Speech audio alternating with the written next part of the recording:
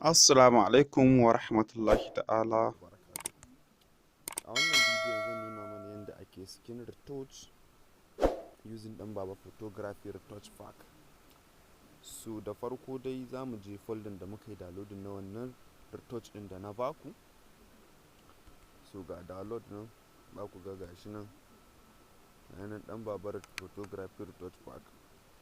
Kai right click a kai ga yanan za ka ce mashi ya maka extract.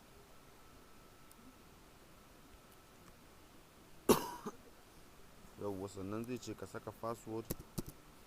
So password din ba da cap locks bane ba, normally wannan ne zaka yi shi ne da small letters.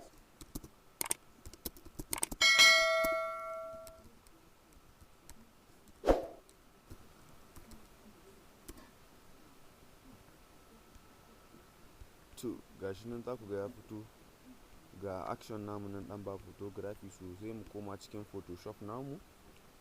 Gashi nan da yake ni already na shigo da shi, amma wanda dama already bai taba fito da action din ba zai zo nan windows ne, zai ga yana an sa action alternate F9 din nan, in ka danna shi action zai fito. Sannan gurin saka shi dan baban zaka zo wannan digo guda uku ga su nan, in ka gashi nan za ku ga ya ce load action. So idan muka taba shi sai mu je can location din da muka extracting file namu na dan baba photography retouch pack. So za mu je gashi yana download ne a cikin compress. Gashi nan za ku ga dan baba photography retouch. So gashi nan za ku gani na taba shi, ni da yake already na sa shi, kawai kai da ka zo za ka danna wannan load din, in ka danna load zai fito maka ana. So face da yanda za a yi using nashi shine kamar wannan hoton. yanzu za mu zo face za mu ce dan baba, sai mu danna wannan alama na player din, anan za mu yi playing nashi. Za ku ga alamun cewa ya dan canza kalo ne shi wannan. So yanzu sai mu je ga yanan frequency separation kenan, shi ma sai mu ce mai play. Yawa bayan mun ce mai play za mu jira shi saboda yanayin kowace kwamfuta da yanayin da take saurin saka shi.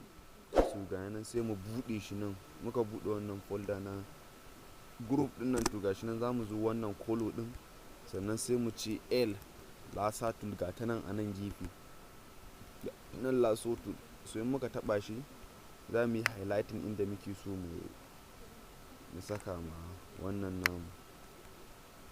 Yawwa kamar haka.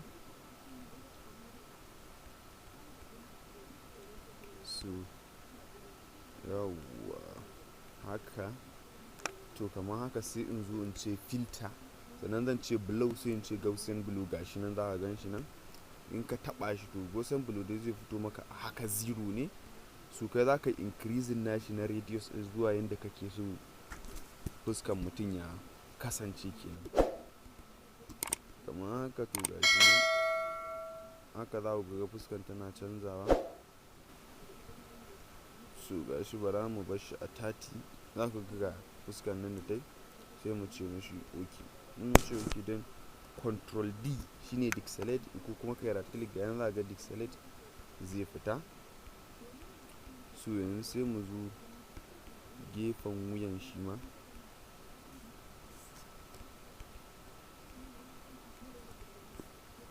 yawwa kamar haka. Sai mu ce ga shi filter.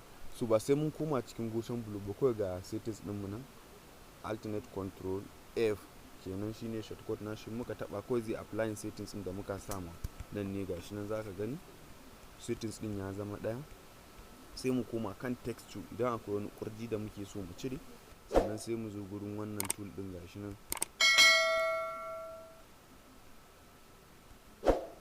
G ne shortcut din shi, split healing brush tool. So gashi nan mun taba shi, za mu zoom in mu ga abin da muke so mu cire. yanzu kun ga kaman wannan zan cire shi, gashi nan ya fita kenan. So sai in duba idan akwai wani abu da nake so in ƙara cirewa, kaman wannan zan cire shi, sai ga dan kala anan in cire shi, wannan ma haka, sannan nan ma so idan ka bi dai ka gama gyaggyara naka, so ni I think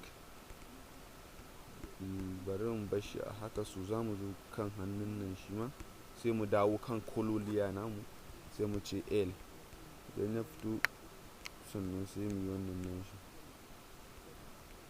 yawwa sai mu applying setting din. Sannan na manta nan fader din na shi lasatul naka zai fito maka a 0 ne, so kafin ka fara highlighting make sure ka mai da shi 20% pixel, 20 pixel haka is okay. Sannan sai ka fara highlighting kana zana wanka. su gashi nan yanzu ga yana bayan mun gama applying su, za mu sa idan nan yayi ja sai mu zooming na ido din, sannan sai mu zo gashi nan eye and teeth whitening sai mu filling nashi. Bayan mun yi filling sai mu ce B wato brush kenan, ga yana sai nan za mu bar shi nan, za mu juya shi ya koma fari, so sai mu guga shi haka. Za ku ga cewa idan yana yin haske.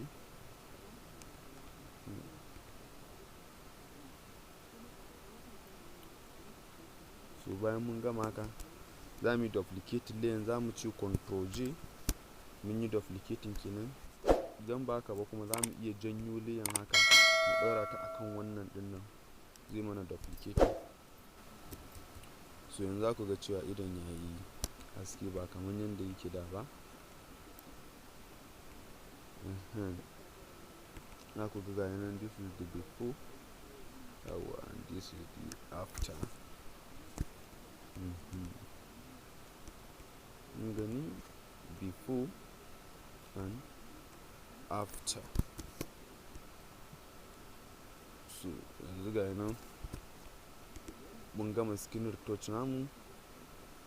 Idan wannan ne farkon shigon ka wannan channel din namu mai albarka, please ka danna mana subscribe, sannan ka danna button na notification domin da mun sa bidiyo ka samu cikin sauri.